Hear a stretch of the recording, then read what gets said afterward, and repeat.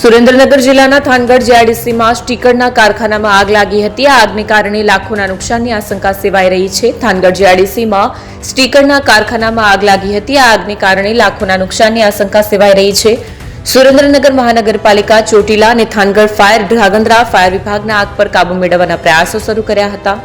પ્લાસ્ટિકના કારણે આગ એટલી વિકરાળ હતી કે જેને કારણે અન્ય જગ્યાએ આગ ફેલાય નહીં તેની કાળજી રાખી ભારે જહેમત બાદ આગ ઉપર કાબુ મેળવ્યો હતો. થાનગઢ બાયપાસ રોડ પર આવેલી જીઆઈડીસીમાં એક સ્ટીકર બનાવવાના કારખાનામાં આગ ફાટી નીકળી હતી. આ ઘટનામાં કારખાનાને લાખો રૂપિયાનું નુકસાન થયું હોવાનો પ્રાથમિક અંદાજ છે. આગને કાબૂમાં લેવા ચોટીલાથી ફાયર બ્રિગેડની મદદ લેવામાં આવી હતી. આગ એટલી તીવ્ર હતી કે જેણે જોતજોતામાં આખા કારખાનાને લપેટમાં લઈ લીધું હતું. કારખાનામાં રહેલો કાચો માલ, મશીનરી અને તૈયાર સ્ટીકરો બળીને ખાક થઈ ગયા હતા. આગ લાગવાનું ચોક્કસ કારણ હજુ સુધી જાણી શકાયું નથી, પરંતુ જ્વલનશીલ પદાર્થોને કારણે આગ ઝડપથી ફેલાઈ હતી. નેક્સ્ટ